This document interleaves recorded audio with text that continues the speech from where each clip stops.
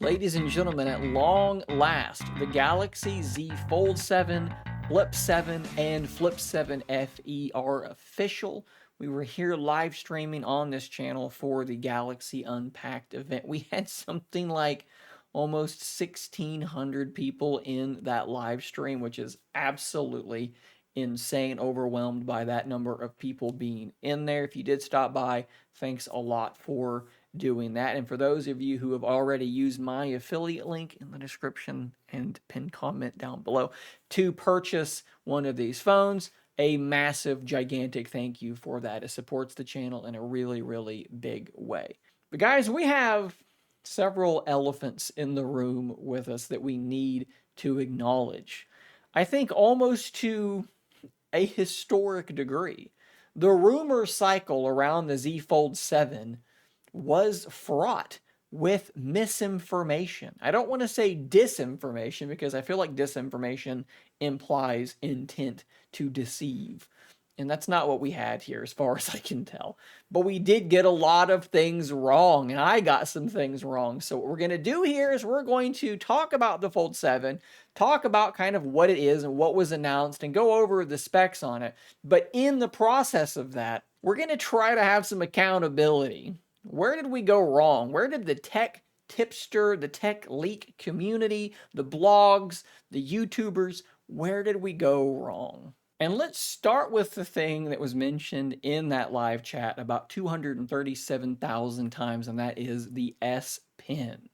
I told you guys from the beginning that despite the fact that the Z Fold 7 was allegedly dropping the digitizer that the current S Pens need to function, that there was going to be an S Pen for the Z Fold 7. My gut just told me there's no way they're going to drop the pen. People got so mad when the S25 Ultra lost the Bluetooth functions, error gestures, I think is what it was called, these sorts of things, the ability to click your pen to take a photo on your phone, put your phone over there and click it to take a picture. People got really mad when those features got removed, and I thought Samsung is just not going to drop the pen altogether.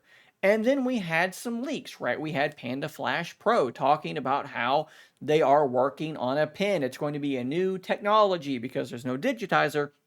So the pen has to be active. It has to be powered. There's a battery in the pen that generates an electrostatic field and it allows it to function properly on that screen. We had reports from, I believe, the ELEC, 9 to 5 Google published that as well. I talked about it on my website. I made videos about it, that Samsung's working on this technology. Big, giant YouTube channels like Tech Talk TV even went as far as initially saying that the old S Pens would work and then saying, no, that's not actually the case. But there is an active stylus coming. The Z Fold 7 was going to have a pen, and that was wrong, wrong, wrong, wrong. I do believe Samsung is working on this technology, and they are working on an S Pen, but it's not here at launch, and it might not ever be here for the Fold 7. If you jump to their listing, you'll see it right here, S Pen. Not applicable, compatible. Let's scroll up so that you can see it. Fold 7 is what we're talking about. It is not applicable for this device. It's just not a thing. Now, we know that this device is going to be very, very thin. They're pushing the envelope in that direction quite far. But man, did we hear a lot of different rumors. We had Ice Universe saying it was 3.9 millimeters. We had OnLeaks saying that it was 4.5 millimeters. Maybe the difference there was whether or not you were measuring including the bezel. But it turned out to be 4.2 millimeters. That wasn't the number that anybody actually ended up giving. I think one tech leaker, Setsuna Digital, posted 4.2 millimeters on Weibo about a week, maybe 10 days before this event. But again, 3.9, 4.5. It was 4.2. I'm not exactly sure where that number is coming from, how they're measuring to get that number, but we got that. It seems like a little bit incorrect. Now, the good news is 4.2 is very, very good. That's right there with the Oppo Find N5. This is a very, very thin device, and it should fit in your pocket quite nicely at 215 grams. It's lighter than the S25 Ultra. Those are all good things, even if we got the number a little bit wrong. What about the screen sizes? Well, if you remember all the way back in February, we had a post on Android headlines in conjunction with OnLeak's renders of the Galaxy Z Fold 7, and they would end up being pretty darn accurate, but the screen sizes were a little bit off. We talked about this ad nauseum trying to figure out what these screen sizes would be, and we actually ended up getting there and getting this correct just a couple of short days before this event. But what we have is a 6.5-inch cover display and an 8-inch inner display. Back on that report, they were half right. They did think it was a 6.5-inch outer display, but they thought that the inner display would be 8.2 inches. Now, you guys might remember that shortly after this was posted, I made a video saying I did not think that was possible. The frame of the device itself, the measurements given, should not be capable of having an 8.2-inch screen without impossibly small bezels. So I told you maybe it would be around 8.1 inches at the largest. Turns out it's an 8-inch screen. We also heard rumors from Ice Universe that the bezels were getting much smaller. That's why I thought maybe it would be 8.1. They look exactly the same to me, okay? You can see that on your screen there. Here's my Galaxy Z Fold 6. This is not a particularly scientific experiment that we're doing here, but like, does it look like they got a lot smaller? Does it look like they got, halved? No, that did not happen. So we were wrong a couple of ways there. Something else you can see right here in this image is the hole punch selfie camera. About a month ago, we got more official renders, and it showed that hole punch. It wasn't an under-display camera. And of course, that's something that, much like the S Pen, has definitely upset quite a few of you.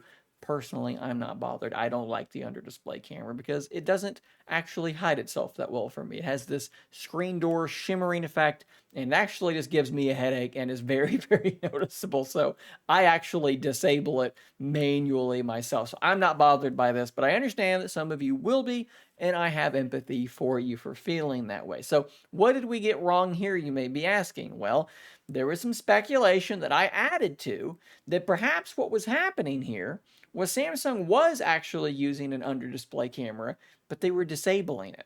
Why would that be a thing? Well, as it turns out, there is currently a lawsuit ongoing between Samsung and BOE for under-display camera technology.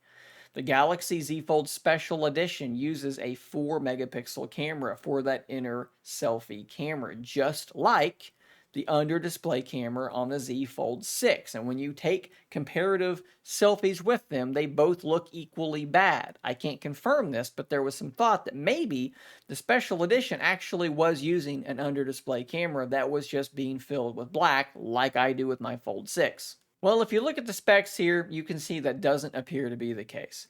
Front camera resolution, 10 megapixels. Cover camera resolution, 10 megapixels. That, to me, indicates that that hole punch selfie is a 10 megapixel sensor on the inner display, and that is not going to be an under display camera. This truly is just a simple hole punch. And last but not least, we had lots of rumors about the prices. They were going up, they were staying the same, they were going up a little, they were going up a lot. It was just complete chaos when it came to the pricing rumors. And in reality, in the United States, it did go up by $100 from $18.99 to $19.99. And that is definitely a bummer. It was already very expensive, and it got a little bit more expensive than that. A couple of other quick things to note: 21:9 aspect ratio on that cover display. So yes, a little bit wider than we had it before. I think the Z Fold 6 was like 22 point something by 9. So I think that is a step in the right direction. 2600 nits of brightness on that inner screen. And I think it's also 2600 on that cover display as well. I think that's going to be pretty solid. I wish we had the anti-reflective thing going on, but no mention of that. Corning Gorilla Glass Ceramic 2 on that cover display. They're using advanced armor aluminum for the frame. This is cool. The main display is restructured to be thinner and lighter, yet stronger.